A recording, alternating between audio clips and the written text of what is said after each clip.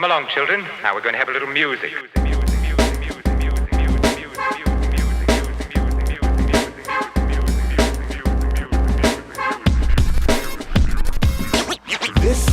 What's going on, First Cut gang? It's your boy. Ooh, he's still loud. What's going on, First Cut gang? It's your boy RB3 here for First Cut Live. We're back here on another Monday. Thank you again for joining us. I am joined by the esteemed, film critic extraordinaire, pundits extraordinaire, Sabrina. Sabrina, how you doing today? Hello, I'm doing good. I'm excited to chat about everything we have on the roster. Excited. Yeah, we have a lot going on. There's a lot of movie news, a lot of award shows happening and everything like that. Let me just double confirm that we're live on my phone. And thank you to everybody who always taps in with us. Oh yeah, I see that we're live. Okay, perfect. Chat, anybody in the chat? 2 people watching. Thank you. John Marin tapped in. Yo, what's up, John Marin? What's good, brother? The admin in the gang. What's good? Peace. All right, yeah. So yeah, we got a lot to talk about. Yeah. So we could just first of all, how you been, Sabrina? How's life been for you? Life's been good. Really can't complain. Good year of movies, and I went to Chicago for the first time in like 3 years, nice. So I got to spend some time with family, and it's crazy that it's been so long, but the city was gorgeous, and I had such a good time. So excited to go back, but it was a nice little reset. What about you? It was good. Yeah, I just didn't do anything. Just this holiday season, just stay low, relax. And but it's honestly, we're building a lot of stuff here at First Cut. We're trying to get more consistent. Just a little rundown of all the stuff that we got going on. This morning, Andres put out a fun, commentary piece about the, how movies are getting more direct with their message these days. Really dope. First Cut Live every Mondays. Tomorrow, I got reviews for Die My Love coming out, and of course, Jennifer Lawrence, Robert Pattinson. Actually, that's a really good one.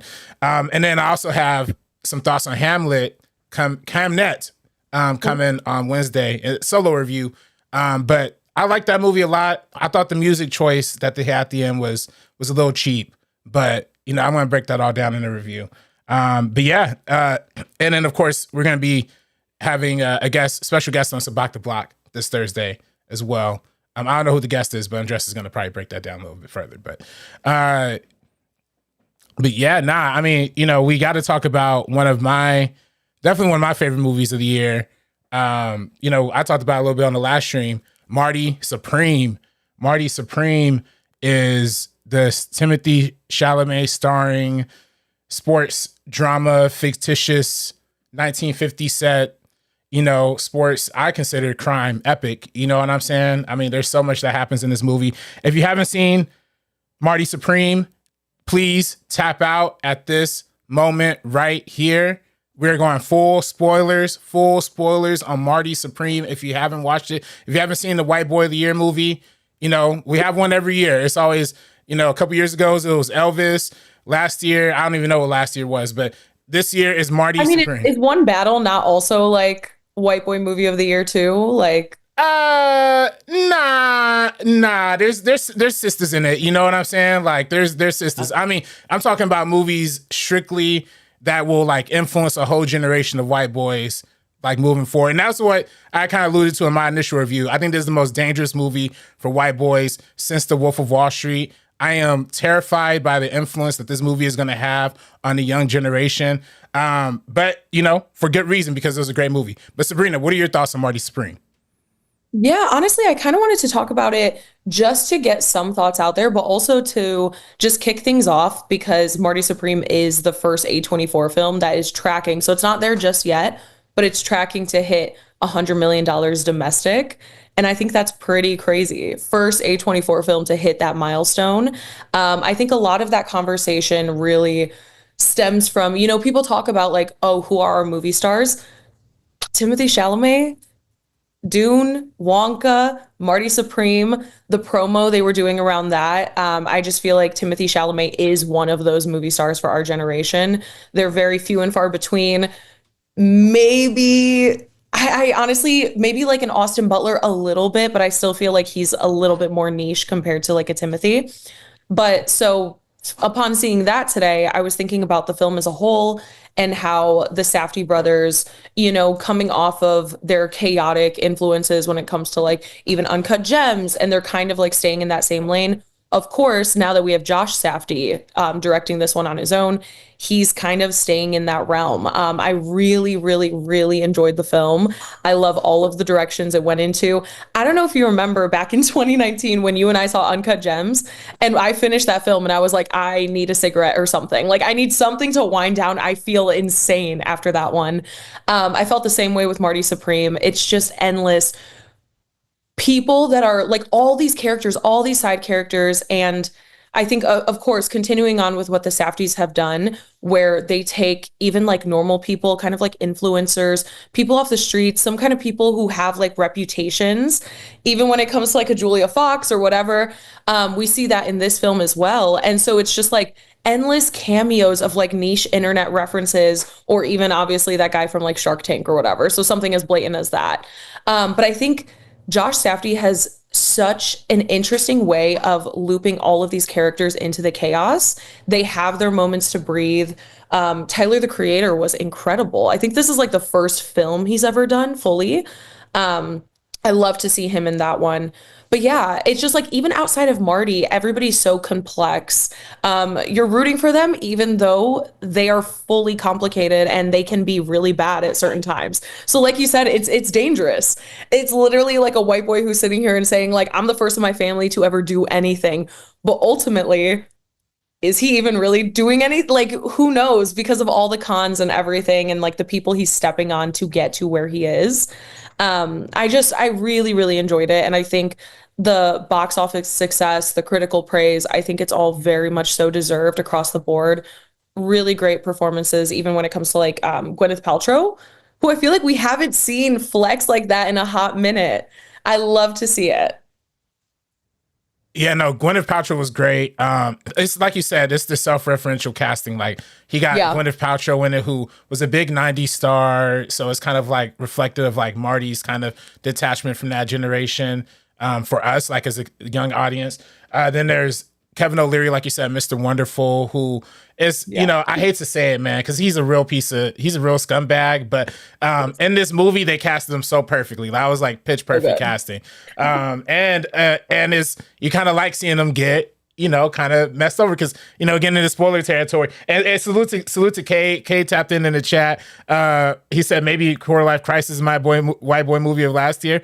Core Life Crisis is white boy movie of 2026. That's when, or I say, like 2020 Core Life Crisis. We seen it, but the world is gonna see it, and we're gonna it's gonna be a white boy. Like we're gonna make that the white summer event of this year. Trust me. AIDS mockumentary persona is obviously not a piece of shit compared to Marty. No, it's not dangerous. No, not dangerous, but it is white boy movie of 2026. Yeah, but not 2026. Let's make it clear. Yeah, facts. When we're Oscar eligible, then we'll take that. But we're gonna get there for sure. John Mayer said he loved watching the guy get one of them stupid hoodies. Yeah, no, facts. That's really what the marketing campaign was so indicative of who Timothy Chalamet was as a character. Yeah. And like you said, even going back to the casting part, right? Like you said, Tyler, the Creator, he hasn't done like movies, but he has done TV, right? If you know, like that show Looter Squad, back on like Looter that was Squad, that was back in Adult Swim back in my day. Like that was some hilarious like sketch comedy. And low key, he was kind of bringing that out a little bit in this character too that he was playing, like how they were kind of running them scams and like hustling people inside of the thing. Because I was kind of wondering, like, how is this scam going to go? Like, are they race baiting these people into like thinking, oh, like, really Marty's like kind of racist towards this guy. Oh, it turns out like they found a bigger racist in the bar. It's funny how they like it's almost like a 3-layer kind of scam that they're running, but it was so good. And and even like post that sequence really quickly just to jump in. Like when the car is driving and they're outside of it singing, oh my God. Like I love little bits and pieces like that. It really it just adds so much layers to the character and you become so connected with them because Tyler, the Creator, like he's a great guy, his character is a great guy in the film. And it's just like, yo, Marty, you have to appreciate the people around you. But yeah. Yeah, no, literally, it was yeah, all the people around him genuinely look out for him, but also are genuinely like not are just genuinely like not, like are just kind of fed up with him too. You know what I'm saying? Like, shout out to the big homie. I forget his name off the top of my head, but I guess I just found this out this week too. He was like a Knicks influencer who like, that's what I'm saying. Like it's little stuff like that. Yeah. And then he just became friends with Josh. But he also was like, and then the kind of, with the orange balls, it's also kind of funny. He was like with the Knicks with the orange balls, but then like, then he puts his line out for his dad. He gives money. He business supplies. So when him and old girl come in like after the pregnancy part of it, and then he's like, oh, let me find a place to stay. Like, you've already taken advantage of this dude so much, and he's still giving you another chance. It's like everybody in Marty's life like just believes in his greatness just enough to like keep letting him take advantage of him. But it's like, yo, it goes to like dire strengths after a certain point. It's crazy. Yeah, definitely. And that's like the thing that I really loved about it, because I went with my dad, and him and I haven't seen a movie together in theaters in literally years, like 3-4 years maybe. So it was so fun seeing him kind of just react. And I think also that's a really great showing of like how general audiences have perceived this film. There's a lot of those conversations throughout this press tour of like, even actually all the way up since like last year after the Bob Dylan film, A Complete Unknown, came out, where Timothy's like, I want to be one of the greatest. He's kind of like embodying that energy of Marty Supreme constantly. He's like, no, I know I'm great. He's confident in himself. He knows what he can bring to the table. So I think taking advantage of that on this press tour with like the fake marketing Zoom video that came out. Yeah. Stuff like that, the blimps, little things like that. Everybody wanted the hoodie. I wanted the hoodie and I hadn't, the sphere, like stuff like that is so insane. And so it definitely, I mean, it paid off and it worked for them. And obviously, even leading into our next conversation about the Critics' Choice Awards, he won Best Actor. He did win Best Actor. Before we jump into that, I did want to give one complaint that I wasn't able to give in the non-spoiler review, because I do only have one complaint with this movie. And I hate to agree with my man, Kevin O'Leary, man, but I saw he said this in an interview too. I think the ending is a little bit of a cop-out. Like, he should have suffered a little bit. He did all of this scamming, all of this fooling around with all these people's lives. Multiple people died. Like, the one homie who died just because he was like trying to take care of his dog. Like, come on, man. Like, that was really messed up. Like, and then, of course, old girl gets shot. Like, I hate to say it, but like maybe that could have been a tragic moment right there too. Like, I feel like that's the one thing that maybe that's why Marty Supreme is a little bit more commercially successful than like Uncut Gems and Good Time, which I just rewatched Good Time the other day. Wild, like crime till you can't crime no more. Like, there's crime on crime on crime. That's a dangerous white boy. There's no redeeming factors for Robert Pattinson in that one. Like, ow. I mean, you talking thievery, violence, low-key pedophilia. I'm like, yo, what is happening? Never ending. Yeah, no, it was crazy. But I'm saying that to say this one's also crime on crime on crime, but there's the only one that doesn't end in like kind of a tragic way for any characters. And it's a little bit of a cop out. I get it. Okay. But it's fun, and I like that having that, but having a fun movie with like a fun ending. But at the same time, as like a cinephile, I do appreciate a little tragedy in my endings. You know what I'm saying? But okay, yeah. So here's my take on that, because like honestly, to me it is still pretty tragic. I know he's getting kind of like almost like a new purpose in his life, obviously, and like that's really great, honestly, because we're like, please leave all of this behind. Not just like the ping pong or anything like that, but like the scamming aspect of it. But I think, of course, he again he couldn't humble himself in that moment and pretend to like lose to his opponent. So he lost the opportunity to be able to play from his actions last year that he had. And now he's on Kevin O'Leary's bad side. He had that kind of whole speech. He's probably just not going to be well respected by his peers just in general because of his behavior. So we kind of already see that. So it's like, it's still, to me, he has his comeuppance in every other way.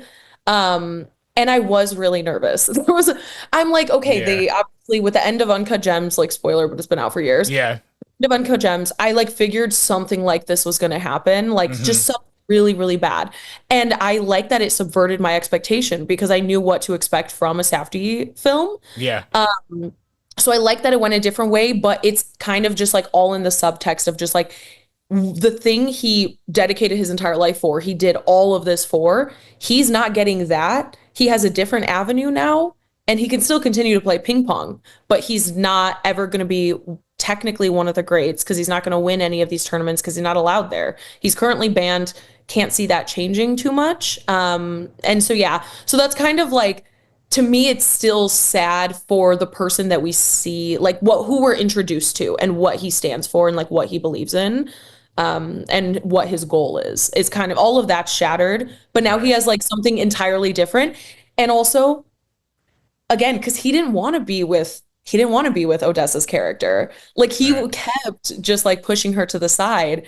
And so now he kind of did meet his match when she scammed him back. Like honestly, I was like, that's a really good showing of like these two are maybe they are meant for each other. Yeah, no, they're definitely meant for each other. I thought that whole toxic thing was Yeah. great. I mean, Yeah, she deserves more recognition for her performance in this movie, really Odessa. great. Yeah, she's like very funny, very charismatic.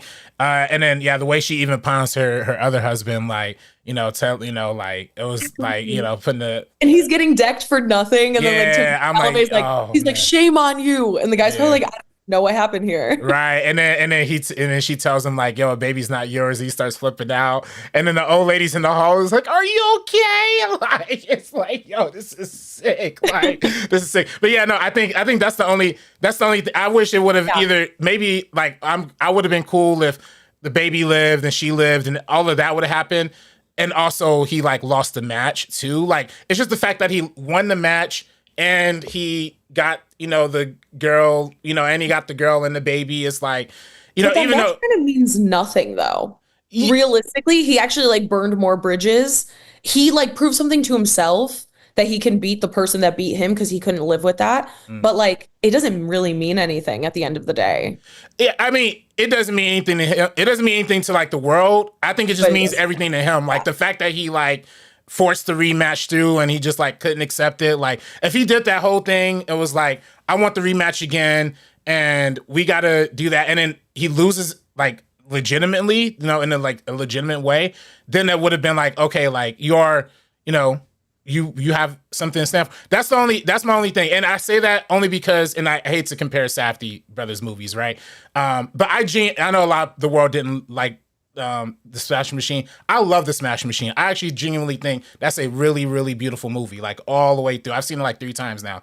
And it's like and that movie, honestly, is about how can men deal with loss? Like how are we able to get around to dealing with losing and not being winning all the time. So yeah, I thought, that's like at least give me some sort of like life lesson for him. Like, even though he's like banned from the tournament and everything, at least in his mind, he could be like, I'm still the best player because I beat the best player like in a match. You're like, that's how I kind of take it. I do. I didn't dislike the Smashing Machine. I actually liked it. It's just still like it's like mid-tier for me when it comes to 2025 films. Mm, But I liked a lot of what it represented, like exactly what you said. And mm. yeah, I do. It still is like, even though he won in his eyes, like he lost in just life Yeah. in like the ping pong world. So that's the only, I guess, kind of like redeeming factor. Cause I do agree with you. Like he needed something to knock him down a few pegs. And like, yeah, yeah. Yeah, nah. But otherwise though, Let us know what you think though. yeah, Anyone yeah, I was gonna say comment. like in the comments, yeah, definitely. I mean, I really honestly one of my favorites, probably one of my top 5 favorites of the year. You know what I'm saying? And just everything around it. Salute to Safdie's. Cinema Gorilla said K Supreme for real. That's funny. John Marin said shout out to George the Iceman. Galvin from the San Antonio Spurs playing the OG at the spot when they were playing ping pong. Oh, that's right. Oh, yeah, that's right. Yo, they be getting real NBA players because they had a Kevin Garnett and Uncut Gems too. So Yeah. that's And he Fuego. was so good. That's what I'm saying is like they have such an ability to bring out incredible performances from people who have never like acted professionally before. Yeah. And I just love to see that. It's so natural. Yeah, no, it's natural. I mean, both honestly, both of the Safdie brothers are like great at getting like Yeah. natural performances. Because even the Smash Machine, they use like some of the real people who were like in that situation, and they also came out good. Speaking of that, like John Marin also said, "Now I know Josh is the more anxious of the Safdie brothers after all that happened, after what's happening all throughout this film. Movie had me want to take." Something midway. Yeah, no, literally, like you tell. Yeah, literally, Josh Safdie's like the anxious, like fritzy kind of crazy one, and Benny is like the actors, like, you know, let's like let's do a stage play and like, you know what I'm saying, like get real with the actors, you know what I'm saying. And then lastly, Joseph Week said, happy to be here, good to see. User something said, do y'all think Marty Supreme passes the Bergdahl test? The Bechdel test? The Bechdel test? Yeah, I don't remember after watching. I mean, I don't know. Maybe Odessa's character spoke to Fran Drescher at some point. Maybe. Right. Yeah. I mean, you know, it's dangerous white boy movie, guys. Look, that's what it is. That's what it is. It's what it is. It's danger. It's danger. But now, let us know in the comments what y'all thought of Marty Supreme, and yeah, great film. But I mean, like you said, Sabrina, sorry to spoil your transition earlier, but like you mentioned, Timothée Chalamet won Best Actor at the awards, the Critics' Choice Awards, along with some other big surprises. Do you have? I don't know if you have the Critics' Choice Awards thing put up, but I do not have it pulled up. Okay, I have a few like points that I was thinking about as I was following it. Okay. Pull it up. Yeah, no. Let's what were your thoughts? Because I honestly didn't watch the show. I just read the winners. So, what did you watch the show or? I didn't watch the whole show. I just saw like a lot of the clips and bits and pieces. I actually don't even know where it was streaming. If anybody knows, I would love to catch up on it. Like if they have it somewhere in full. Because I do want to see, like, I heard Chelsea Handler did a joke kind of like pointing at Variety with their coverage of Sinners. Oh yeah. And so I haven't seen that, but if I definitely want to. But definitely the standouts, of course, again, Timothée getting Best Actor. I think his speeches are always so interesting because he is unabashedly himself. You know, there's a lot of people that get up on that stage and they will have the most like earnest, sweet speech, and that's obviously amazing. But like Timothée Chalamet, he's gonna do that, but he's gonna do a dash of him in it. Like the little Timmy Tim Tim from back in the day when he used to do those little dancing Nicki Minaj videos in high school. You know what I'm talking about? His digital footprint, insane. But another thing is that Sinners and Frankenstein were the most awarded films of the night, which to me is pretty crazy. Of course, we don't see horror in general getting a lot of recognition. Of course, Sinners kind of transcends that, and same with Frankenstein as well. But I always love to see that. The thing that I had the biggest issue with was Golden getting Best Original Song, and it's no offense to K-pop Demon Hunters. It's no offense to the song. I think it's a really good song for the film. It should have been Sinners. It absolutely. I don't see how you can see like just even the impact in the films themselves with I Lied to You, and just like what it represented as a whole, how incredible the scene was. I just feel like that needed to be awarded, and it better be at the Oscars. Yeah, no, I mean, yeah, I agree with you. I mean, I personally bumped the Sinners track a lot. You know, I love that one. I mean, I'll also say too, I'm unabashed. I do love that Golden song. Like, I'm not gonna lie, that one gets me hyped up. Like, doggone near like a tear in my eye. It's not bad at all. I think in any other year, I'd be so down for it. Yeah, I don't. These are on different levels to me. It's even like the new Wicked tracks. Like that is so levels below even Golden. Oh yeah, and Sinners. You know what I mean? Like and it can still be good. But yeah, no, I'm being a hater, but I don't think Golden should be even in that conversation of like winning. Second place, absolutely. Winning, no. Yeah, no. I mean, I definitely agree. I definitely agree with that. I actually gotta see what the other nominees are. I definitely love the Sinners one. It just now Sinners getting that is fire. I'd also, you know, as they also awarded Sinners with Last Night Best Original Score. best score of the year by far. You know what I'm saying? And a year where we actually had a lot of incredible scores, like One Battle After Another actually had a great score in and of its own right. Begonia had a great score. But yeah, I mean, speaking to the overall winners, you know, I like seeing One Battle After Another win. My personal best picture, of course, is Sinners. Like I would vote for Sinners all the way through and through as best picture. Same thing with best director. I think Ryan Coogler, in terms of directing, is, I think he did it a little bit better. And Sinners, as compared, I think just Sinners is, as a directorial piece, is just a little bit more of a monumentous achievement because of how much genre blending is like going on, like between the heavy racial stuff and that. Don't get me wrong, One Battle After Another is also an incredible achievement, also beautifully directed. You can't go wrong either way. Timothy's, I mean, like we love PTA here. Like it's, but whatever. But like I agree. Like I think Sinners should be way higher in that conversation. And even like Michael B. Jordan for actor, how he's not kind of getting that spotlight. I don't know. Well, yeah, that's what, like Timothy. This is honestly one of the strongest best actor categories or races in a long time, because Timothy's really phenomenal. I'm not even mad at him winning though. Like, Michael B. Jordan's playing a dual role.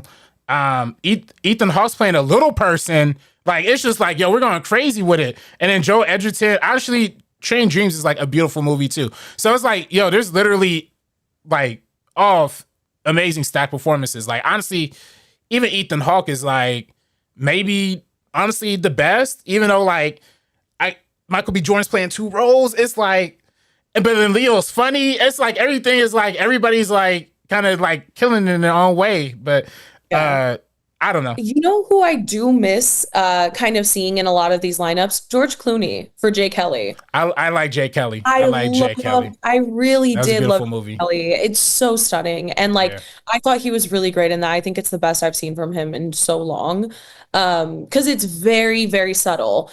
And like people usually appreciate the subtlety, especially when it comes to like male performances, like no offense. We either have like Joaquin Phoenix with the Joker going like batshit, or then we have like Adam Driver in Marriage Story, which again is a lot more subtle, except for the bigger moments that he has. But yeah, it's super, super stacked this year. I just would like to see, going forward for award season, I want to see some love for Michael B. Jordan for Sinners, because I watched that one with my dad when I was back at home. Even watching it at home, incredible. I was crying. My dad loved it. Out of all the movies we watched, and we were averaging like 2 to 3 a day, and we watched the entirety of I Love LA. So him and I were watching so much. It's like, it's cold in Chicago and there's not much to do with him. We love to chill and watch movies. But his favorite out of the whole lineup was Sinners. Yeah, no, Sinners is, I mean, you already know Sinners is magnificent. I will say, I actually did show my mom some segments of One Battle After Another, and she was kind of liking it. Like, and my mom really doesn't. My dad liked it too. Yeah, like my mom doesn't like action movies. She doesn't like any of that kind of like stuff, but she was actually kind of vibing with that one. But yeah, also just going back to George Clooney, Jay Kelly's also like a legacy piece. I feel like this just is right for award season. Like give him a nomination for that. Best actress, I also love Hamnet, Jessie Buckley. She was great. And that she was definitely the best performance of the year too, in my opinion. But I don't know about you. Yeah, I have to still watch If I Had Legs, I'd Kick You. I don't know if you've checked that one out yet. Oh yeah, that one's that's cool. I'm really excited for that one, and obviously Emma Stone and Begonia. I still haven't seen The Testament of Anne Lee. I have a screener for it, but I've been wanting to see it on a big screen. I've been wanting to see it on the Testament of Anne Lee. Yeah. It's only showing at like Burbank, so I gotta like find some time to get out to Burbank. But yeah. Going all the way out to Burbank. But even like supporting actor and actress, I just feel like there's so many people throughout this season. Like that I don't agree with these picks from the Critics' Choice Awards. I'm gonna say it. Please go forth. Best supporting actor they gave to Jacob Elordi and Frankenstein. Okay. Literally compared to every other nominee is kind of a little shaky to me though. But and then best supporting actress they gave to Amy Magdalene from Weapons. Okay, that's also like, what are we doing? Like, that's a little shaky. Like, I love Weapons. But come on. So the Critics' Choice Awards, they always kind of have these moments. I don't know if they like band together and they're like, "Hey guys, like let's give people some love who aren't going to get it throughout this award season." Because like maybe Amy Madigan does get a nomination at the Oscars. Obviously, just unfortunately with it being the type of film it is and the horror genre, I don't think she'll win. I did love that performance, and I think it's exciting for her to get this win. I don't think we're going to be seeing a lot of her kind of winning those awards. Maybe some small critics groups, maybe like Golden Globes, which I think is this Sunday, but I don't even know. So we'll probably talk about Golden Globes next week, All right. just a little bit at least, just to kind of keep that award season stuff going. But yeah, Tiana Taylor, I think she Oh, shoot. deserves it. Like oh. Sorry, I accidentally messed something up, but we good now. We good. Oh, we're good. We're good. Yeah. Tiana Taylor, Wunmi Masaku, those are the two that I want to see. Again, going back to that Sinners one battle after another. This is just one of those super elite films at this moment. And I do wonder if someone like Odessa or Gwyneth Paltrow, if any of them will get in when it comes to Oscar time, for Marty Supreme. Yeah, that one came a little late in the season, but I can still see it. I also love Sentimental Value too. Those some great performances in there. Kind of crazy that Sentimental Value and Jay Kelly are like basically the same movie. But like, we're not really gonna talk about that one either. Yeah, all the other awards, like you said, Sinners won big. Even though, One Battle won the big one. I'm not mad at that. One Battle, I like that Sinners won Best Original Screenplay. I feel like the Oscars might go a little bit in a different direction with that. I feel like just because it's Hollywood and because it's foreign, I honestly think like Sentimental Value has like a good like chance at that because it's multiple languages and it's about Hollywood, But yeah, I mean, and I love casting. Yeah, everything's great. I love it all. I love it all. I love the Critics' Choice. So, Which is another supporting actor that I want to see more, Delroy Lindo. yes. Come Oh, on. you should. Oh, yes. Come on. He should be getting Yes. those wins. I do not want it to be like one of those Sing Sing situations from last year where we're just like not seeing them get the love they deserve. So hopefully more of that moving forward. Critics is not necessarily a super crazy indication of how the rest of like the awards bodies are going to be voting because it is so different. Also, Joseph I was Weeks. just gonna. Yeah. Yes. Do you got it? Yeah. Hold up. It's my birthday!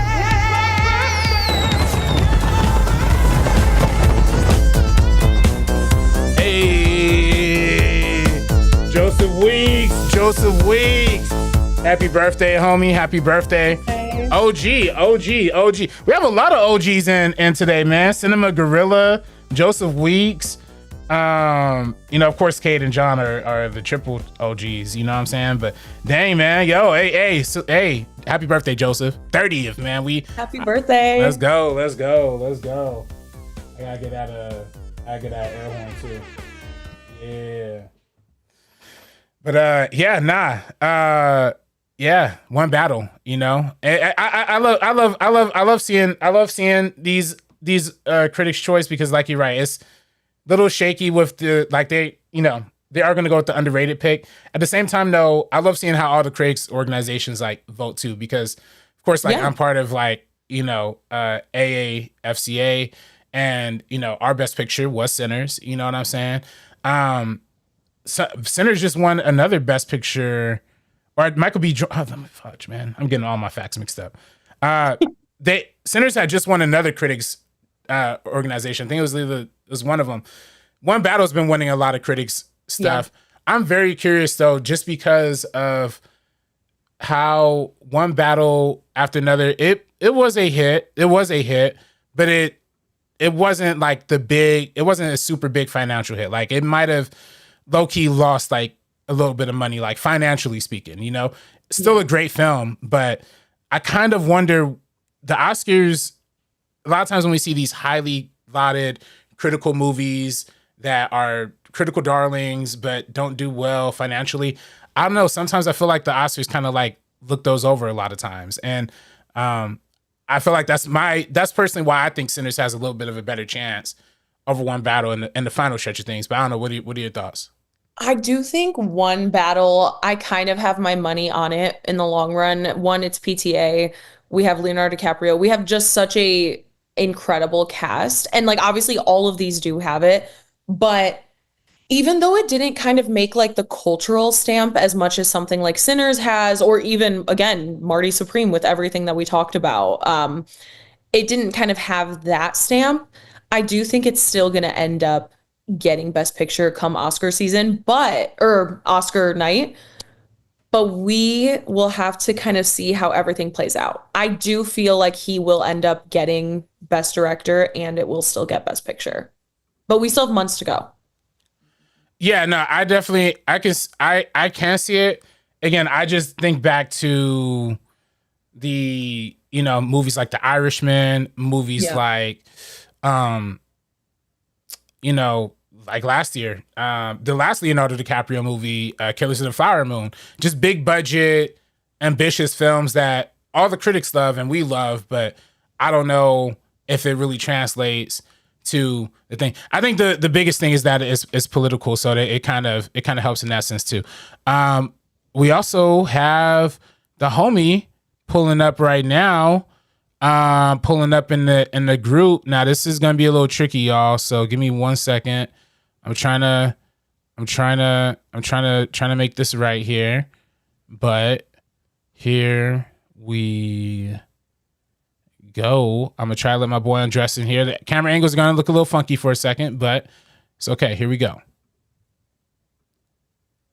Oh, wait. Yo. There we go. Okay, undress. Yo, what up? You guys do the Marty Supreme. Did. Yo, what's good, brother? Yeah, we were just talking about the Critics' Choice Awards. Oh, Critics' Choice. Okay. Yeah. Yo, Cinema Gorilla in the chat saying, bring back the Cuddies. I have good news for you. Hey. We're bringing back the damn Cuddies. Woo! Yeah, we back. We don't know when, but it's coming back.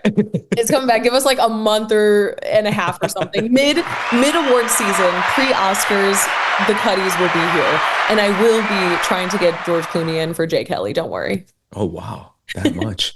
Yeah, what'd you guys think of the awards in general? I don't know what awards you guys were on right now or what category. Yeah, we kind of like wrapped it up, but I think it was really fun. There's some like egregious misses. Again, I was saying like Delroy Lindo needs a lot more awards love this season. It's shocking to me how he's not getting it. Because in a film of standouts, he really is such a scene stealer. Like, I need him to get more attention there. Yeah, the one that got me, and I was not expecting at all, and as like as anyone who watches this channel knows, Frankenstein lover, I did not expect the Lordy at all. I was like, what? It's a little bankrupt, but Wait, going into that, you guys are both a Lordy haters, or especially you, Andres. I was, yeah. Well, okay. I mean, I've been a Lordy hater, but I guess, it takes a Mexican brother to change my mind. But I did not like that dude for a hot minute. Yeah. But yeah, he was great in Frankenstein. I didn't expect him to win though. I was like, wow, that's crazy. What you mean by bankrupt, RB3? What are you trying to say? No. I mean, look, I'm happy for him. I'm happy for Frankenstein. Happy for Guillermo del Toro. I just think literally all the other nominees were like all better, but that's okay though. It's okay. Yeah, I wouldn't say better, but all the nominees, in my opinion, the thing about a Lordy that makes him different from most of those nominees, I can't think of all of them at the top of my head because I literally just walked in, was that the performances were really short, whereas he is vast majority of the movie. And in my opinion, I think he's a lot of the movie. You don't tell me he's better than Benicio del Toro. That's what I'm saying. Like Benicio del Toro, like that would have been my choice, right? But then I was like, again, I was saying when you were saying wait, never mind. Keep going. I was also like Hamnet, like he was also in like dang near the whole movie too. But I was gonna say, Paul Mescal from Hamnet. Here's the list. Yeah. While we get into this combo, here's the list. We have Benicio del Toro, one battle. Jacob Elordi, Frankenstein, Paul Mescal, Hamnet, Sean Penn, one battle. Adam Sandler, Jay Kelly, Stellan Skarsgård sentimental value. And Stellan Skarsgård is also in a lot of that film. That's true. That's a tough one. This low-key actually kind of make me mad. Like, the more that we're like, I'm looking at these, like, all these guys actually, like, arouse me emotionally in, like, one way or another. You know what I'm saying? Like, not like that. You know what I'm saying? Jacob Elordi. Adam Sandler, Jay Kelly, arousing. Yeah, no. Honestly, you know what I'm saying? It's like, oh, Poppy, I'm sorry, Poppy. I'm like, He does. He always. Yeah. Like, oh, that's fair. Those are actually all great choices. Yeah. Like, shout out to the Critics' Choice, because some of them were not great. But yeah, no, it's literally just like Sabrina said. They're showing love to it because no other award show is really gonna show love to it. So, like, yeah, it's kind of like that with, like, the Amy Madigan. I would love to see more love for Jacob Elordi, because I do disagree with RB3, even though I fully respect it and I get it, because this is a solid lineup. So I think anyone could choose any of these, and you have your reasons, and I fully am on board. I personally could go like a Stellan Skarsgård. Yeah, I would love to see more of that Benicio del Toro again. I don't really care. Sean Penn bothered me so deeply that I don't want to see him. I just don't want to see his face again. I don't think he did such a job that I don't want to see him ever. Yeah, RB3 said he was a little too good in his He was too good. Yeah, that's my problem. He was a little too good. Yeah, he was having too much fun. I don't like him having that much fun in that movie. It's kind of weird, you know. But yeah. Everything else for me made sense. Shout out, what's his name, Miles Caton. Carrington. Yeah, for young actor. That'd be cool if they add that to the Academy Awards, the best young actor, young actress. Like, yeah, same with casting. I thought casting was actually really fun too. They are adding that, right? I think they are. Yeah. Oh, they're right. They are adding that. Yeah. Wow. I think she's got that on lock when it comes to casting. Oh, Sinners for sure. Absolutely. And then any other controversies or hot takes that you guys had? Because I can't think of anything else that was kind of crazy. It was all pretty run-of-the-mill, in my opinion. We were just saying, again, the Delroy Lindo want a lot more of that. It's giving me, like, Sing Sing, where, like, Sinners is getting so many, like, technical awards. And I think that also, because RB3 was saying he doesn't think one battle in PTA will kind of make it for director and picture come Oscar time. But I do disagree with that. Even though it's not my choice, I do think he is going to win Best Director, and it's going to get Best Picture. So that was kind of what we were talking about right before you hopped on. Can I just say, you're probably right. And that's kind of... Yeah. It's just kind of a whatever choice. I like One Battle. I really do. I was going to say, you had a whole video about One After. Oh, I like One Battle. Yeah. I literally said in the video, though, I like the Latinos in the movie. Everything else. Leonardo DiCaprio's Mexican whistle. That was great. That was great. So good. But everything else for me, I was like, it's fun. Like, I told you in our review, RB3, it's definitely not my favorite movie of the year, or probably even one of my favorites. Like, it's really, really good, though. Really good. Like, it'll probably be top 10 for me. But probably doesn't crack my top 5. I don't know. I just feel like it's a safe film bro choice. I don't know. I just think it's too film bro-y for me. I'm the exact same way. That's how I feel about it. Like, I really like it. I do think it's incredibly done. There's nothing that makes it egregiously like I'm against this movie in any way. But it just doesn't hit me the same way a lot of the other films this year have. You know, it is still really great. I mean, yeah, for me it's my number 2 of the year. I mean, it's literally right behind Sinners. I love it too. But I also just think because it's a film, I always think of it because it's a film bro movie, like the Academy's not going to take it super, super seriously. Like, because it's PTA, they will, and because it's Leo, they will. But at the same time, it's like, I just feel like we've seen that story too many times of, like, the film bro one that every, like, film Twitter, like, Oppenheimer was kind of like the film bro movie, but it's still something that, like, breaks above that. Yeah. I would say Metal also breaks that mold of, like, even though it is a film bro, because again, I have men in my life who are like, I saw it at the Vista 5 times in one weekend. Okay, like, what do you mean?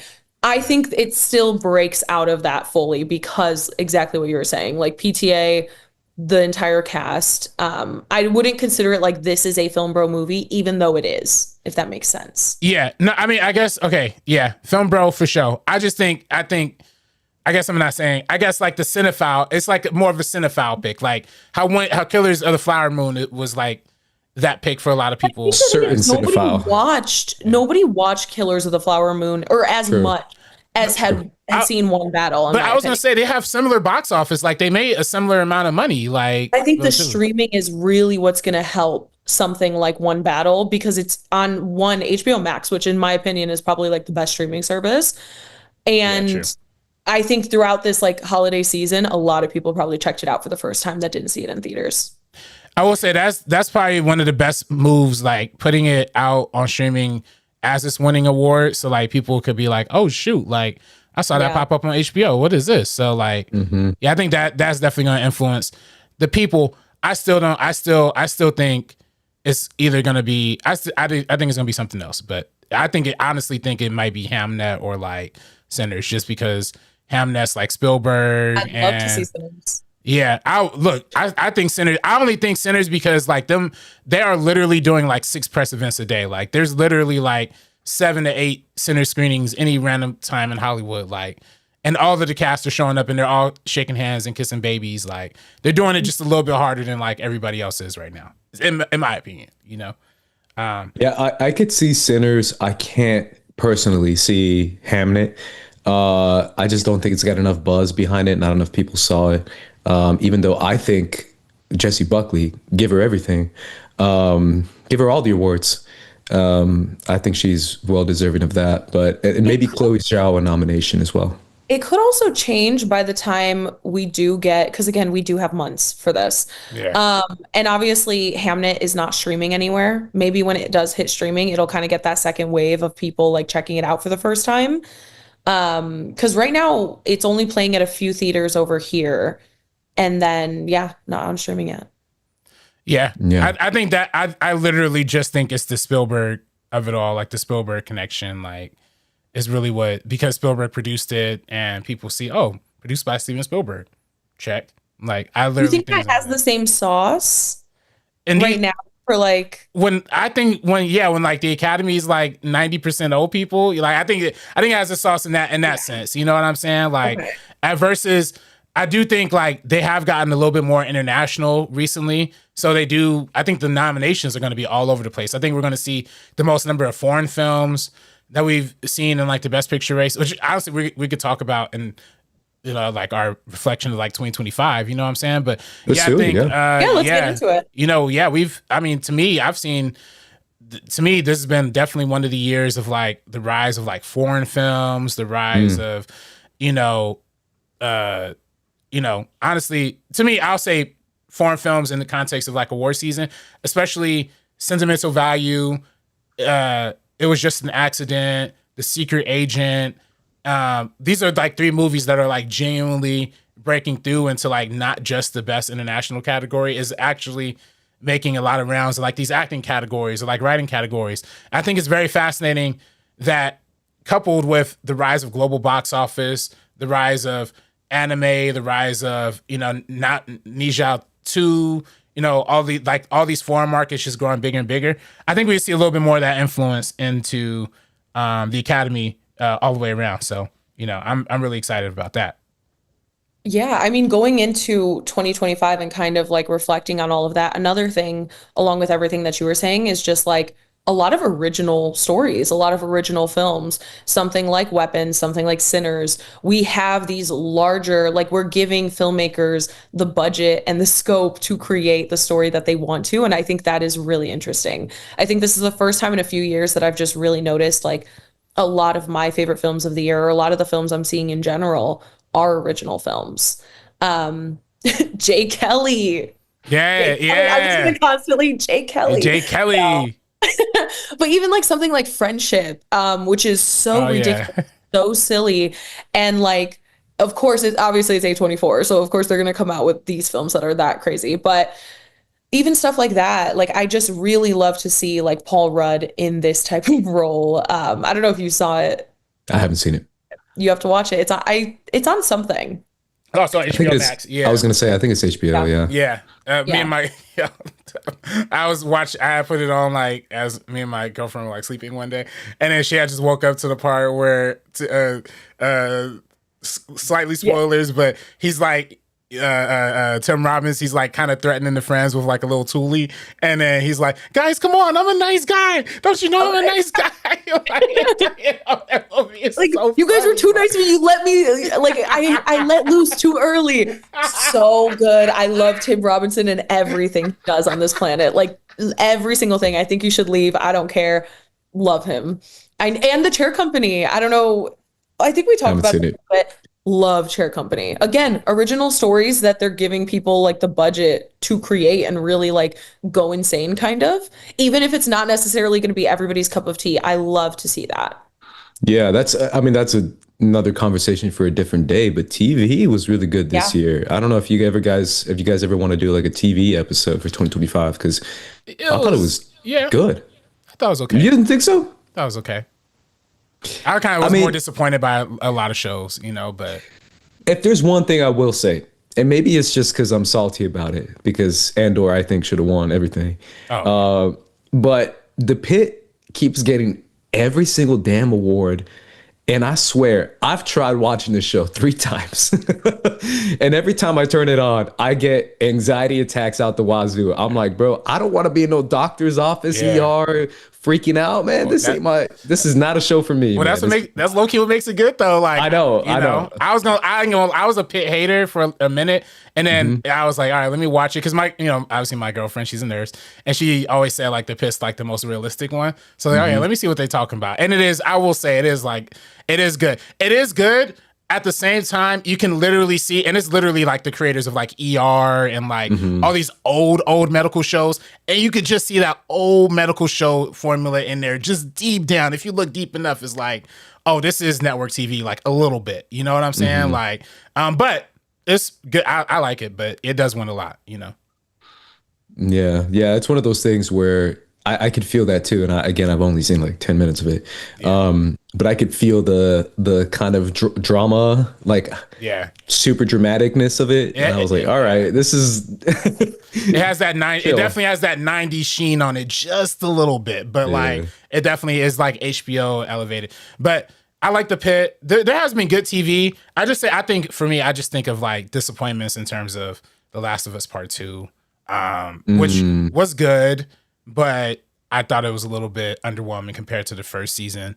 And then also I didn't watch Welcome to Derry. Everybody says it's good. I just got to get into that. I just felt like there's multiple Sundays. I was like, man, I got nothing to watch. Like, what's going on? Welcome to Derry. I'm a late bloomer, and that's because of you, Sabrina. Literally, shout out to last episode. Yeah. When Sabrina told me to watch it, that's like about a week later, I started watching it, and I finished it like recently. I want to say like 5 days ago. I can't get over it. I can't get over it. It might be one of my favorite TV shows of the year. Maybe top 3, top 4. I really loved it. I loved it. I legitimately love that show. It's shockingly good. I did not expect it to me neither. Really like just hit the way it did. Yeah, it's really good, and it's really like purposefully. It just feels intentional, and it feels very much like we're going to do a show that feels not just is in the 60s, but feels like the 60s. I don't know. It was great. It was an absolutely amazing show, and I really highly recommend that one. That's probably one of my favorites. But you wanted to take a look, RB3, at box office as well last year. Well, yeah. Well, it's part, I think it's like part of the conversation. I actually have this Deadline article pulled up here. That's like about global box office, how, and it basically goes into like all the subgenres of things. I do want to say there's one little bit before we get into that, and I'll be real quick with this. Slightly hater thing. I know I'm a hater. What can I do? But I also feel like this was the year of like every director trying to go mainstream a little bit, like I feel like one battle after another is like PTA trying to go mainstream. I feel like Caught Stealing was like Darren Aronofsky trying to go mainstream. I feel like there's like mad at these movies that just kept coming out. I'm like, yo, these are directors who don't normally do like these like quote unquote fun movies. It's like fun right now, Fudge, what else was it? I gotta think. Let me come back to that. I just know I've been thinking that all year. Like literally every director, I say besides, Coogler, like Sinners is an original film, so that's different. But like, I really think like one battle after another. Think like, yeah, I'll come back to that. But that's my slightly hater. Directors trying to go mainstream, getting big budgets, and trying to throw their hand into the mainstream world, and I don't know how it's really working out. you know? Yeah. Also, I want to shout out one TV show, also Overcompensating. Just going back to that. That was Oh. one of my favorites of this past year. So good. I've already rewatched it like 3 times. Adults was cute too. I like that one. That one came out like shortly after Overcompensating. It's like similar vibes, but yeah, you know what it is. Also, another thing is like for 2025 films, obviously, like I haven't watched your video yet, Andres. I'm very excited too. But like even just talking about how a lot of those films were very upfront in how political they were. You know, we're talking Sinners, One Battle, even something like The Long Walk, which is obviously a early Stephen King book, but it's endlessly relevant, which is very, very frustrating and sad, but it's timeless. But something like that, I really, really enjoy. I just like how upfront people are with their storytelling right now and how it relates to our world. Yeah, I said it in my video, but I really did notice that with Wake Up Dead Man, Sinners, Yeah. so many movies that I mean, if you want to include Begonia and Eddington, legitimately another movie. Eddington in the wrong direction, if you ask I me. know. But every single movie felt very much like we're not gonna sugarcoat, and I like that. I kind of like the hand throwing a little bit. One Battle is another one. That it's just not subtle. You're just not like, ooh, I wonder, what side is right. You're just like, nah, things are messed up, and we should be talking about it a little bit more openly if other people are talking about other stuff that is very cruel a little more openly. We should counter that with talking about stuff of how that is hurting our society. So yeah, I like it. I think it's cool. I mean, Frankenstein's another one too. Everything feels heightened and elevated. And again, I include Sinners with that. I feel like Sinners is one of the biggest examples of it. And it's kind of refreshing. I kind of like it. I kind of like that directors aren't like holding back and doing like a quiet contemplative scene. So that is, I think I'm kind of put too much hate on it. And I gotta say, maybe the retextualized term should be like directors who don't normally get a big budget who are now getting big budgets, like, because now I'm looking at the list and it's like, okay, I see it all over. Edgar Wright and The Running Man. Technically the Smash Machine, that's a $50 million budget. Like that's a pretty big budget. I don't know how. Yeah, I mean, they're just two people in the room. Yeah, they used it on The Rock. Yeah, literally The Rock and his paid The Rock like $40 million. Yeah. No, literally, yeah, probably half the budget. And then I literally had more pulled up. But yeah, it's Mickey 17 with Bong Joon-ho. Like, again, like Frankenstein is in low-key Begonia had a bigger budget than like any Largos Lanthimos film, even though it was pretty self-contained.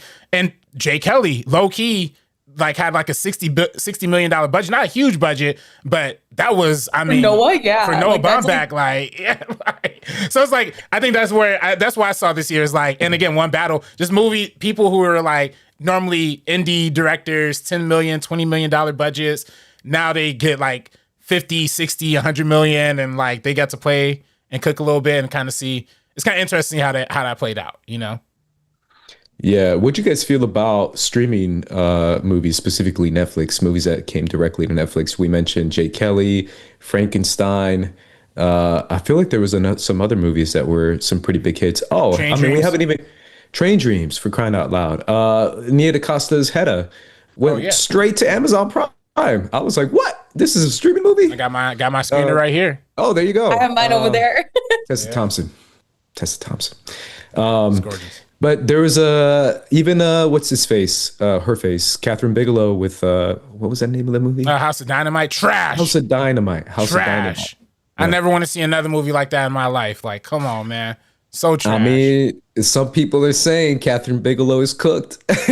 No, it's not even. It's like she had it. Like, it's just like, why you give me a movie of like no ending? Like, why you give me a movie that's the same 30 minutes like on repeat? Like, that was awful. Like, I kind of hate that. That was how I felt about Stranger Things this recent season. Oh. I just felt like I just kept seeing the same over and over and over. They're like, okay, so here's the plan, we're gonna do this, and then like 10 minutes later it's 2 other people. Okay, so here's the plan, we're gonna do this, and it's just endless over and over. And then like There's these TikTok videos. I'm so sorry to rant, but I just really watched it yesterday and I didn't plan on watching it. Brandon watched it and we have a tiny home. So I have to watch it technically because I'm in this home.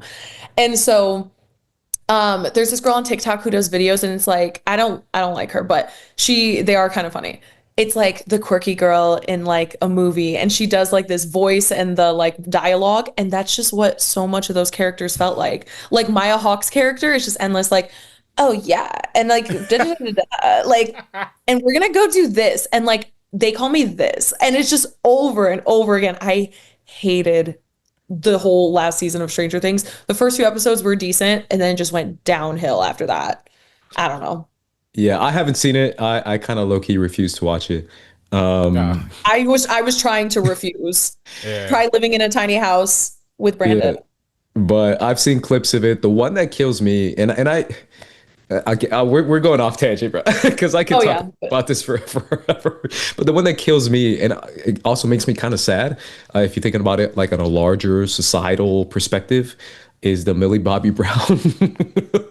I don't know what they're calling it, like face plants or face transplant. The fact that she can't even move her face anymore.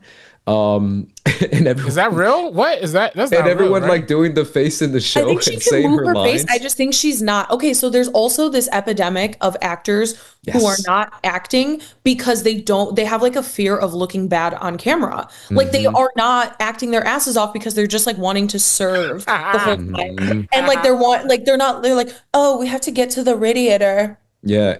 And it's like, okay, girl, like let's sense of urgency. So that's what this whole season, and it really is like honestly all of them. It's not just her in this. It's everybody besides like a few of the kids, and then Sadie Sink is actually she was good. Yeah, she's always good. You could tell she's like, I haven't seen her, but she's always good. Peyton, Joe Keery. Like there are people putting in the work, and then there are others that are just kind of saying the lines and then just like moving on. How do you have, I'm so sorry to be a hater. How do you have Ethan Hawke and Uma Thurman as your parents and not an ounce of like the vibe? Like the vibe is not there. I know you can do it. You are Nepo. You have it all for you. Take a lesson or two. Like, I don't know, but maybe it's just the dialogue was really bad too. I will say the dialogue was very simple. I saw the last. I actually literally binged it right before the finale on New Year's, and me and Jace watched it on New Year's Day. We was both sick, so we just like watched it. And yeah, that was. I will say the finale was a little bit underwhelming, and like you said, the characters are very weak. Holly Weaver, I hate to like clown on the little girl actress, but she was not good. I'm sorry. Like that was like not good for how many lines they're giving her. I'm like, this is wow. Like, did y'all just cast her because she was like somebody's little sister or something? Like, I don't know. That wasn't right to me. But otherwise though, like effects were cool. It looked good. It was literally just like rinse and repeat Stranger Things, like stuff. Certain shots literally looked like a Creed music video from the 2000s. Like there was just no way with those visual effects and the budget at certain points. Like I was just like, guys, rein it in. You had so much time to work on this. And like, again, I'm not a fan, so I have no stakes. It was genuinely insane. But yeah, so that's like the episodes Frank Darabont directed were cool. Those are cool. And then but yeah, Sean, please don't let Sean Levy ever touch a camera again. For Christ's sakes, please. I mean, unfortunately, as a Star Wars fan. This is like Star Wars, we coming out the gate with Mandalorian and Grogu and then a Sean Levy film. Ooh. Come on, dog. What are we doing? What are we doing? Unfortunately, I will be seated day one for Mandalorian and Grogu. Yeah, I mean, I have to. Still get me. You have to. I'm gonna choose to because like Grogu is still really cute all these years later. Like I'm just like they still got me. Like he reminds me of my cat, and I'm just like, yeah. It's Stranger Things really did fall off. Go ahead, RB3. Yeah, no. Sorry, I didn't mean to interrupt you. You I don't know if you can finish. Oh, that's all I was going to say. Oh, okay. Well, speaking of Stranger Things, the one other big key that also this Deadline article mentioned that we didn't mention is kids movies. Like family movies are just really, really killed it this year. Two other directors that kind of went kind of mainstream too. The Jared Hesh or whatever from a Minecraft movie. He previously did like Napoleon Dynamite. Like he's Napoleon Dynamite guy and Nacho Libre guy. Then he did Minecraft movie. Like that's wild. And then also Lilo and Stitch, which was the homie who directed Marcel, yeah. Yeah, exactly. Like, and this was his first big budget movie too. So yeah, the fact that Minecraft was number 1, Lilo and Stitch number 2, and like Zootopia 2 is making like all the money in the world, unfortunately. K-pop Demon Hunters, bro. K-pop Demon Hunters, is that another big family movie cultural impact? So yeah, I think this is also just a big year for like family movies, animated films, but also just even live action. Like again, like Minecraft, like PG movies are just like, we kind of lean into that more, which is honestly why I think like 2026 is even going to be bigger, because freaking Super Mario Galaxy, like there's literally so many big movies that are like PG. I guess they're doing Minions 3 Mega Millions or Mega Minions or something like that. So that's gonna do crazy box office numbers. Yeah. Yeah, you know how that goes. Yeah, I'm not a fan of the Minions, but everything else I'm down for. Yeah, shout out K-pop Demon Hunters. I swear, as an animation fan, I was there day one when it dropped on Netflix. Zero buzz. I was one of the people that tweeted out. I saw the little tweet reviews, and I was like, cool. A couple people have tweeted about this movie, and that's kind of it. And then weeks go by, months go by. This movie just grows and grows. It kind of reminded me of Encanto when it released on streaming, how that kind of blew up. And we don't talk about Bruno was everywhere. Yeah. But this might have been like a lot bigger. It's absolutely insane how much this movie just exploded worldwide. Since you are a big fan, one thing we talked about with the Critics' Choice stuff, and obviously just award season as a whole, is Golden winning Best Original Song over I Lied to You from Sinners. What are your thoughts on that? I need to know. See, I knew it. And I know there's this conversation, and I saw someone on Twitter post this, and they said, I love Golden, but I Lied to You was one of the best sequences I've ever seen. And I was like, you said sequences, not song, bro. I'd still give it to Golden, because for me, it's like, I kept thinking about it. I thought about that tweet for a minute, and I love musicals and songs and all that too. And I love I Lied to You. But when it comes to a song in the movie, like I Lied to You, a beautiful song. Shout out to Ludwig, and then other homie, I forget his name, who wrote that song. Raphael Sadiq. There you go. Yeah. Which I've been a fan of his forever. Yeah, he's amazing. But the like, somebody take me in your arms tonight. That's a whole song. Literally one half of a verse of one, which is something I gotta tell you a long time ago. Like that's like half a verse, and then the rest of the song is that. And then the best part of the song is the beat drop. It's like when everyone's going crazy. Also, that's part of the song. All of it. It's not. I am a lyrics. But that's like score then. But no, Ludwig should win score, because he did win score. Like Charlie XCX, let's say, for example, like the lyrics are like whatever, but the music is like what's like enhancing that. And I also love her lyrics, especially her recent album, like genuinely really great. So I'm not like clowning on it by any means, but like the production and the music and all of that, I still find that to be part of what represents like best original song, because there are so many people not just lyrically writing it, but like the composition of everything. And to me, another big thing for best original song is the impact it has in the film. Like, and in the film, that is so like, again, this standout scene for a lot of people. And so that's why I'm like, it's egregious, but I am outnumbered here and I will accept that, and that's okay. Oh, really? RB3 said Golden? RB3 said Golden too, right? Really? Damn, you're on my side, man. Golden, man. That's the thing too, and I can argue against that too, Sabrina. Even though I can't argue against the scene, like, the scene is way better. But that's when we find out that Rumi's half demon. We didn't know that the whole time. Everyone's a demon hunter, and then we find out Rumi's half demon in that song, and we're all like, "Oh shit!" Like so plot reasons. That's why you love that song. Have you heard the story behind like how the lady like wrote the song, Sabrina? Like, Golden? No, so she was like a K-pop star. She was trying to be a K-pop star for like all these years, and the industry kept rejecting her, said she didn't have the look, da-da-da. And then she eventually like aged out of it. I think she's like in her like late 30s or like early 40s now. So she aged out of the K-pop thing. So they just like won't let her do it. So she's been like ghostwriting for all these major K-pop bands like for a long time.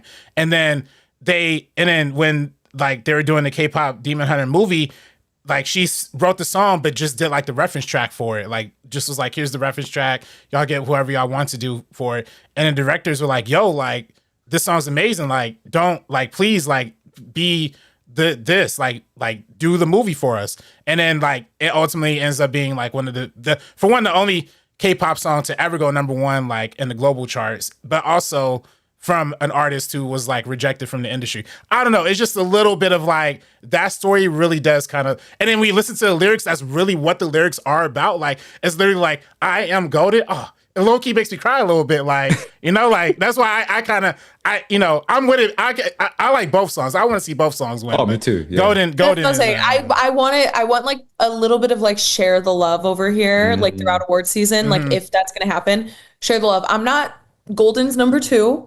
In another year could be #1, and I do love that story. I did get chills, and that's amazing for her that she got her flowers and she's getting her flowers. But so I'm with that. I love I Lied to You, but most of the time when I think about it, I end up thinking about the beat drop and thinking about the scene, or thinking about like humming it. Like, that's still the song. All these things true, you're saying, but it's like song. I ain't singing anything. Damn. So now this is a glimpse of what the Cuddies are going to be like for best song, and it's going to end up being Golden.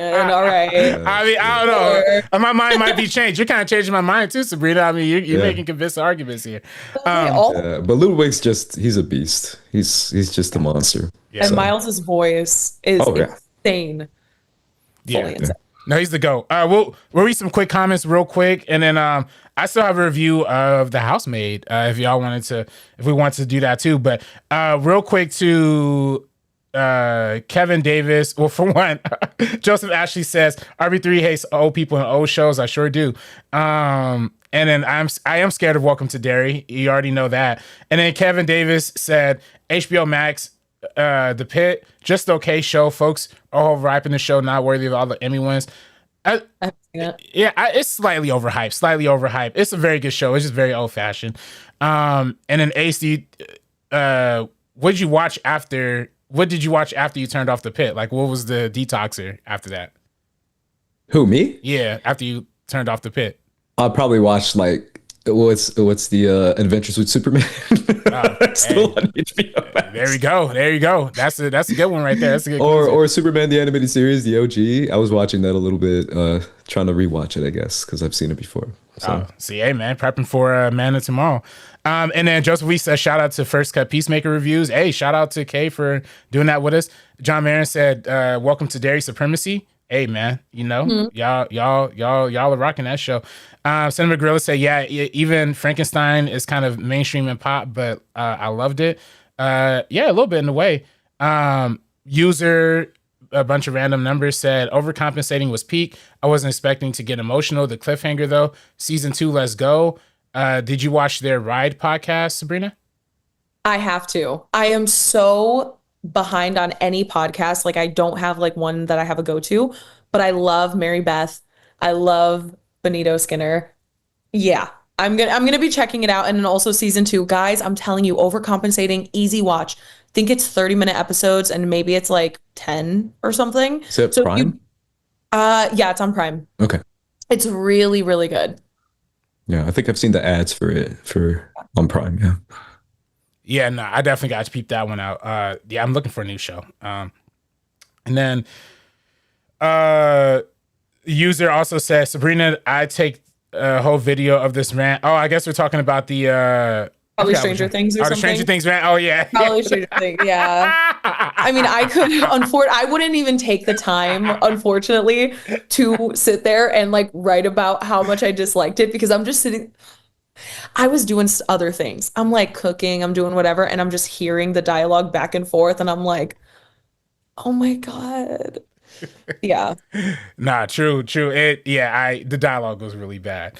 And then Cinema Gorilla said weapons is big budget. That's true.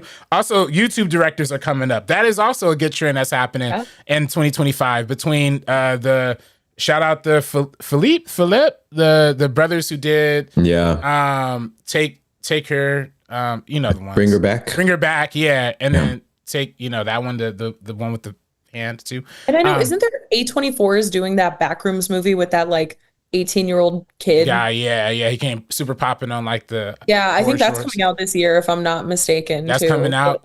And that's And then, you know, shout out Chris Stuckman, Shelby Oaks, you know. That one kind of came and went, but suits him for trying. You know what I'm saying?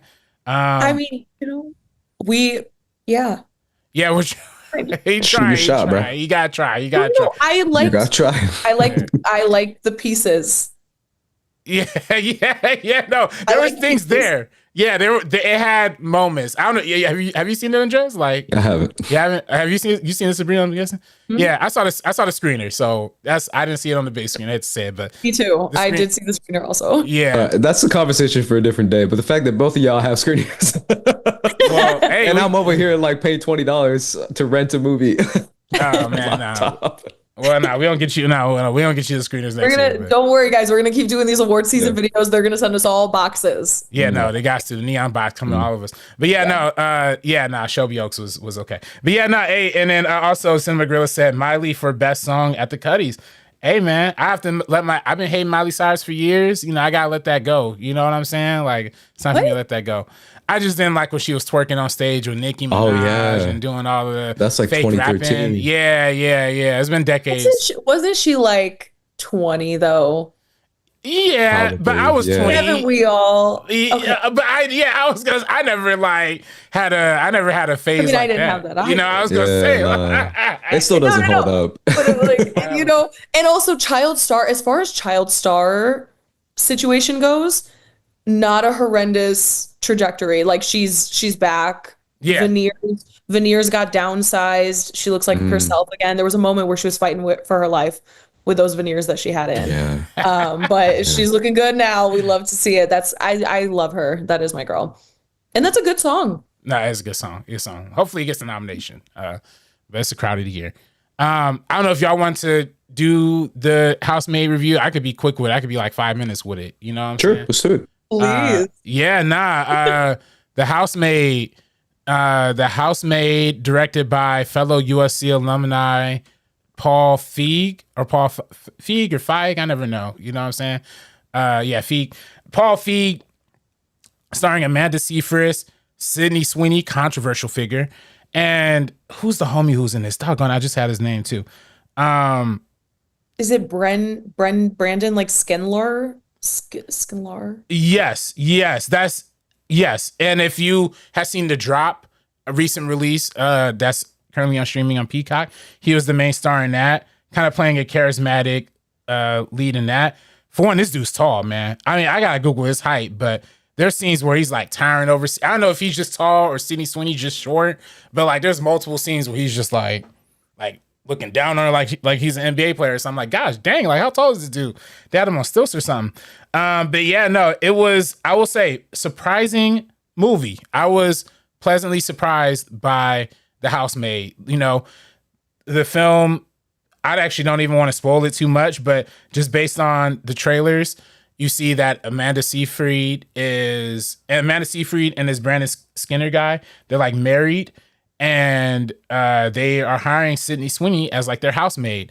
And of course, you know, Sydney Sweeney, you know, her characters, her roles, she likes to do a little thirst trapping, you know what I'm saying? So maybe there's some tension brewing with the husband and the housemaid.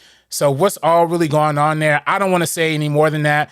I will say the first half of this movie, I was like, oh, this is complete cheese. Like this was so cheesy. Like I literally thought it was like an old school soap opera kind of cheesy. You know what I'm saying? Like that kind of just pure cheese ball kind of sentiment. And then I will say the second half of the movie came around and offered a lot of surprises that I just did not see coming. Like it's not like, you know, crazy, crazy twist. Like we're not talking about like Silence of the Lambs here, like something like Knives Out or something crazy like that. But I will say it did turn the cheesy, soapy, soap opera kind of stuff on its head and actually made a movie, a story that was like pretty satisfying. So yeah, I dug it. I liked it a lot. I think the performances were all great. Amanda Seyfried is like kind of having a year, which I love, like between The Testament of Anne Lee and this, like she's really good performance wise. You see in the trailer, she's kind of acting crazy. You see in the trailer, Sydney Sweeney's kind of acting crazy. So you kind of think like, oh, they're like trying to out crazy each other, like just based on the marketing material. When you watch the movie, it's actually something completely different and it's brilliant. It's really fun. So yeah, highly recommend The Housemaid. I don't know if y'all are excited about this movie or not, but I've heard more about it today after you mentioned it. I figured it was going to be one of those like straightforward, because it was a book. And so it's a book that was like popular with like a lot of women. And I just thought it was going to be one of those, maybe like Colleen Hoover. And it's just like, oh, this is just like a fair, whatever. But then I was hearing that it's like Tyler Perry for white people, but even worse. And like that gets me. So like, I'm interested in that. I'm going to see it. There's a little bit of I don't know if y'all remember that movie Obsessed back in the day with Beyonce and Idris Elba. Yeah. It's a little bit of that in there, but you wouldn't expect who and what is going down. It's like, I would say it's like Obsessed mixed with like Frozen. You know what I'm saying? Like in terms of like, oh, you think it's going one way and then, oh, like they hit you in a completely different way. You're like, oh, okay, that was actually a decent twist. Not a mind-blowing twist, but it's something that, okay, now I'm kind of curious to see where it goes. And then, it gets cooking. There is, again, violence. It's a little nudity. There's a little sex scene in there. You know what I'm saying? I felt like I paid for, my money was worth it. That was the price of admission right there. Straight in Sydney Sweeney's pocket. Yeah, no, straight up. Yeah. They're passed down. Straight into the American Eagle white supremacist pockets. You know what I'm saying? The jean pockets. Exactly, the jean pockets. But hey, look, I can't help it. It's fun. I have fun with it. Sydney Sweeney, she is kind of doing that thing you mentioned, Sabrina, of like that aura off, like just kind of looking off a little bit. Especially in the first half, I'm like, dang, it's like, is she acting? Is she even trying? But there's a little bit of a twist. You learn a little bit more about her character, and then you kind of see like, oh, this is all part of something that's happening. And it was really good. I liked it. It's not like best picture, one of my top of the years, but I can't not say I didn't have fun with it. So, and it makes sense too with Paul Feig, because obviously a Simple Favor and Another Simple Favor came out the last few years, and those are probably like his biggest, most recent films. So it kind of makes sense that he went in this direction. And also with Sydney Sweeney, I don't know if I mentioned this to you guys recently. Obviously, I haven't seen the film yet, but from RB3's reaction and the Double Toasted review, I will absolutely be watching it.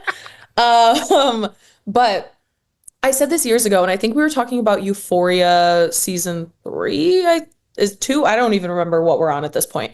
But I was saying that Sydney is really good in Euphoria, but I can't really see her being great outside of like anything like that.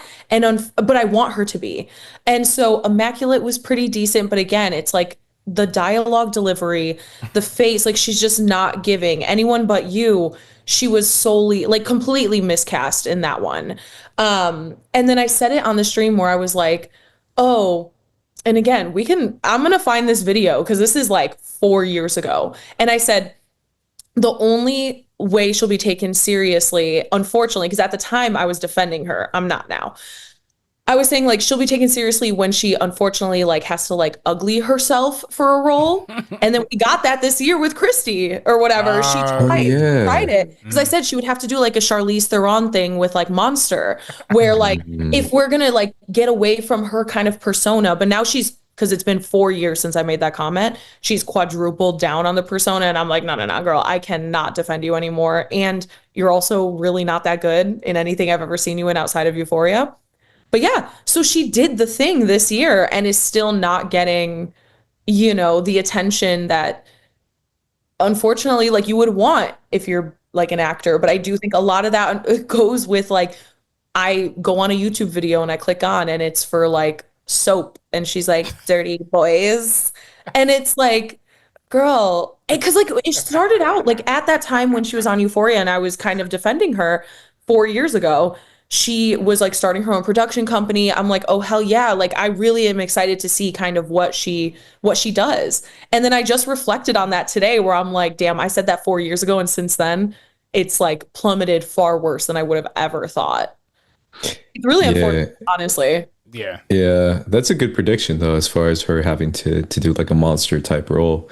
Very Not to true. say that obviously Christy is very different from Monster, but she had to like Oh yeah, no, it makes sense. step into a different And the persona. fact that it's like one of the biggest flops Yeah. we've I had mean, in her like last the like That was four it. movies. Yeah, have that again, like Christy, I would say is definitely her fault. Like that movie bombed because she did the press bad and she had the American Eagle thing and she didn't apologize for it.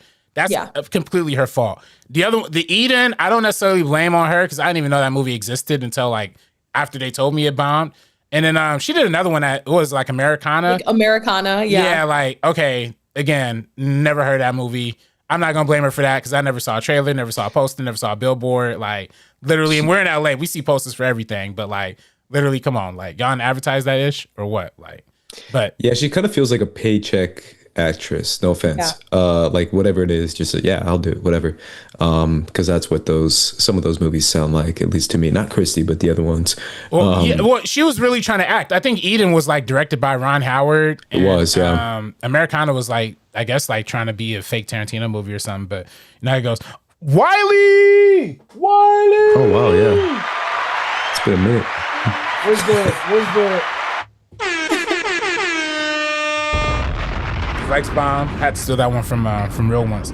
Yeah, nice. I just read Joseph Weeks' comment. What you say? Oh my God. What you say? What you say? Hannah Montana. What? No, the last one, No, the the one right recent above. one. Oh, Wiley. you remember when? Wiley. Oh yeah. I knew you were gonna react to it. Yo, Joseph Weeks. Yeah, that was funny. I'll never forget that one, man. Yo, shout out to them Double Toasted gang, man.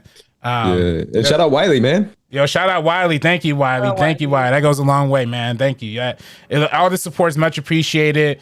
Super chats, hitting the like button. Wiley said the ghosts are back. Yo, thank you, bro. Thank you. Thank you. Support the homies. Man, remember that. Support the homies. Remember that? Support the homies. Support the homies. That was a hashtag. That's that right. was like Yeah. That was like 2017 or so, 2018. Yeah. Honestly, yeah. Or probably even during pandemic too. I was gonna say during pandemic, definitely. Yeah, I said that a lot. Yeah. Yeah, I was gonna say, like, I was going through our cash apps, like when we was going through the pandemic, like we was, you know what I'm saying? But like we getting back to that. We getting back to that this year. But we're not gonna do it by asking for money like last time. You know what I'm saying? Like we are gonna be a real company. There's gonna be big news coming with a website very, very soon. I mean, very, very, very soon with the website.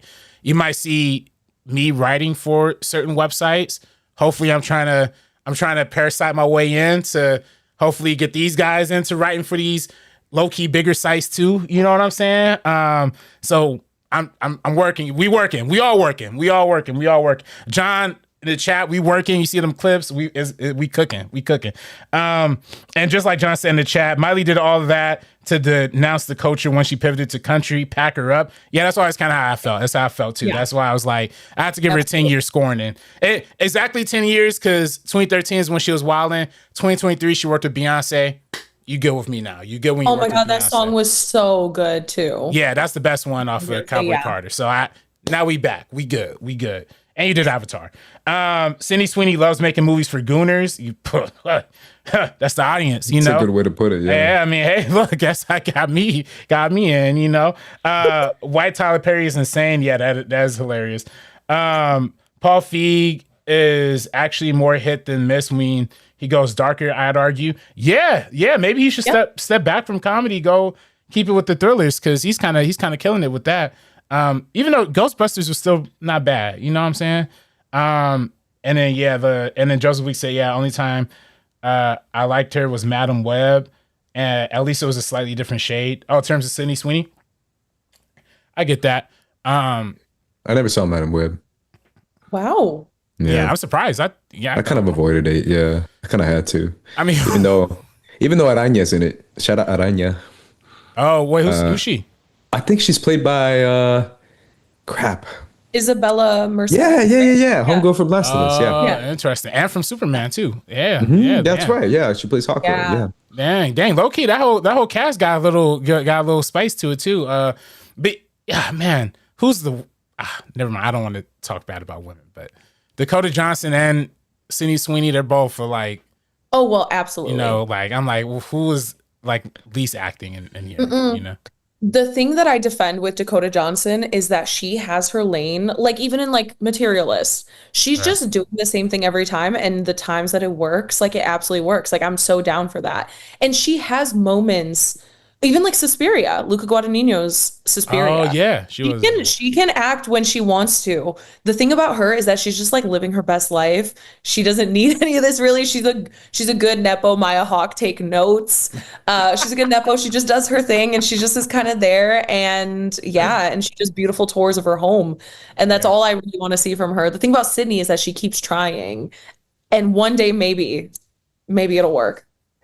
Yeah. Yeah, I mean, Sydney, it's going to take a minute for her to come back from that. Yeah.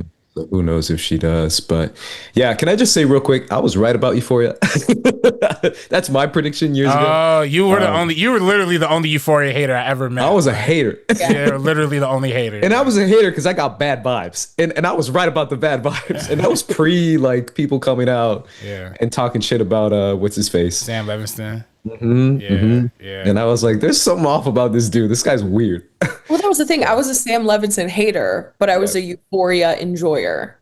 Yeah. That's fair. That's true. Nah, that's facts. That's fact. Yeah, because everything he does outside of Euphoria is absolute, like, I don't want to say garbage, but The Idol is bad. And the fact that, did you hear that he stole that concept from like some like Petra up and coming? Collins. There you go. I was a fan of Petra Collins for years and years. She was really popular on Tumblr. She, like, the whole look, the vibe, the glitter. Like, if you look Which back, is like 70% of the show. Exactly. No, it's like entirely 100% stolen from her previous work. Look at anything she did on Tumblr from like 2012 through 2017, 2018. This is entirely it. She worked with Alexa Demi a bunch of times. She worked on like a photo album with her and just did like a bunch of really cool concepts. So yeah, that's the thing. He's a hack. Like Sam Levinson is not, take him out of the equation. And The Idol's another good example. Remember the whole story behind that? They had a woman attached to it for the longest time. Fired. And then The Weeknd and Sam Levinson were kind of just like, no, we don't like the direction this is going in. Let's fall back. And I'm sure we could have gotten something actually interesting with The Idol. And I'm sure outside of Euphoria season 1, we probably would have gotten something more interesting there too if we actually had not hacks behind it, people who are actually talented.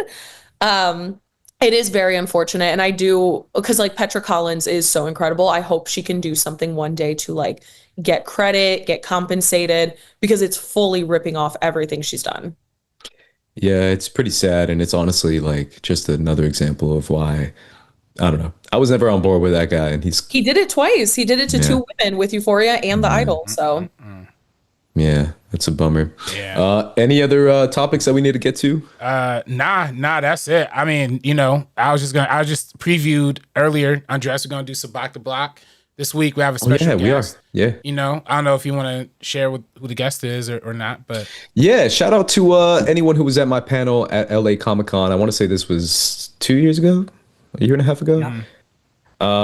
It is Crystal Kyber from if you know her from Twitter. She's awesome. She's my Filipina sister, and she's awesome. She's great. She's got her own channel talking all about Star Wars. She does makeup, Star Wars themed makeup. She's really, really cool. So I'm excited for you guys to join us on Thursday night at 7:30 for Sabak the Block. We're gonna get into a lot of fun topics. I have a lot of stuff set up for it, so you guys are gonna enjoy that show, and I will make sure that I include you guys in it too. So yeah, I'm hyped for it.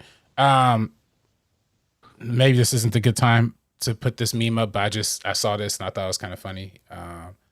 What does it say? I mean, but It's simply not a good time. no. But it's funny. It is funny. That It is is funny. okay, kind of true. That's also the like broke boyfriend move, kind of like, you know what I mean? Like the way there's that. Yeah. yeah, literally, like, yeah. It's just a very passport. What is it called? Passport, bro. Have you guys heard of that? Yeah. What that guy is for sure. Those guys are terrible. One thing I will say is that Sabrina knows what I'm talking about. Real quick, and we can end on this just because I came on late, so I got to spit my stuff. Please, I got time. Welcome to Derry. Since I recently finished it, I was like re-listening to podcasts and stuff like that, and I kept thinking about like what was my favorite. I might do a video on the show just because I really loved it that much. But like, what was one of my favorite scenes and performances? I really liked Chris Chalk, Sabrina, as Halloran. I thought that was a really inspired performance. Really, again, not holding anything back. He was just really going for it, which I thought was fun. But one of my favorite moments in the entire show is like episode 7, I want to say, like near the end, is when one of his military homies, RB3, I'm mainly telling you, Sabrina knows this, was going up to him and he's like, bro, you gotta get in there, bro. He's talking about like getting into like Pennywise's lair and stuff like that. And he's like, we can find Pennywise and you can just do it. It'll be easy. It's like, this is our orders. This the general saying. And he just like responds with like the funniest reaction ever. And I looked it up on YouTube and I literally saved it on my phone because I was like, I'm gonna use that every time someone says something dumb. And I looked it up on oh, so my bad. That's the actual stream. Hey. Needs his boot shined, you fucking boot liquor. You know what Shaw's calling? Needs his boot shined, you fucking boot liquor. Every time, bro, when he said that, I was like, bro, this guy's like, please, bro, this is our orders. And he was like, what are you talking about, bro? I'm not going to hell. That's funny. That's my favorite scene in the whole show, bro. And when he gets up and he's like, I don't care, bro. Pennywise is crazy in that show. What's the kid, the standout kid? No spoilers, but you know who I'm talking about. The little kid, the little one. Yeah. I did see the first episode, so I'd seen. Oh, there you go. The first episode. You haven't seen it. I don't think you've seen him though. No, maybe not. Okay. I don't know. I think he doesn't pop up till episode 2, but he is so freaking good. They all are. All of those kids in that show. RB3, you got to get back to us and watch it. Those kids are amazing. And overcompensating now. Those kids are amazing. Oh, I was scared. Overcompensating will definitely happen. Overcompensating will definitely happen. That's definitely happening. I was terrified. I was gonna say I need a clip out of RB3's I'm scared. Whatever it was that you just did, I need that. I'm scared of that show. I did not want to watch it. I was like, I'm gonna be old school. I'm gonna turn away. I'm not watching this.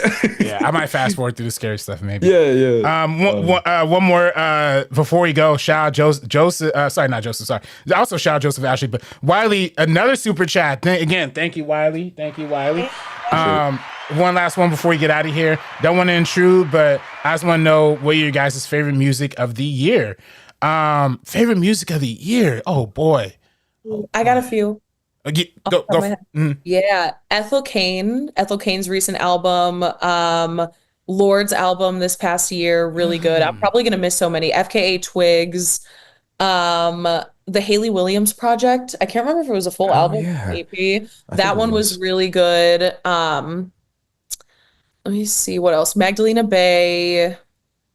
I'm trying to look. Turnstile was pretty good. Let me see. You got any RB3? Also, Wiley, say yours too. I'm really curious. Yeah. Wiley, say yours. Everybody say yours. Everybody put yours. Everybody puts yours in the chat. I mean, for me, I'm thinking like individual songs. So "Love Me Not" from Raven Lene. I love that song so much. And then there's also Tyler the Creator. "Don't Tap That Glass." Of like that whole song was phenomenal as well. And I forgot if I don't know if Chromacopia was this year or not. But if that was, then also Sticky it's getting sticky, like with Tyler and then Glorilla and Sexy Red. I gotta think. I'm literally trying to search through my Apple Music right now, trying to find my replay. But I also loved, I will say, the Addison Rae album was unfortunately no skips. Yeah. Oh, It's a somebody really said good that. one. Unfortunately. Yeah. It is entirely unfortunate. Like, trust me. Yeah. But no, it's really fun. Like when you're getting ready to go out, it's perfect. And Diet Pepsi was my number one song of 2025. And also, unfortunately, I listen to that one way too often. All my friends know. Yeah. Yeah, I don't know if I got, I mean, it's hard to do it off the top of my head. I didn't mind the Chance album, Chance the Rapper, for anyone who knows. that was a right? great album. That was a great Yeah. album. Actually, a great Yeah. album. Yeah, I thought it was actually pretty good. And I know I haven't heard Chance in a minute. And then what else did I listen to? Justin I listened Bieber to, swag. Sorry, my bad.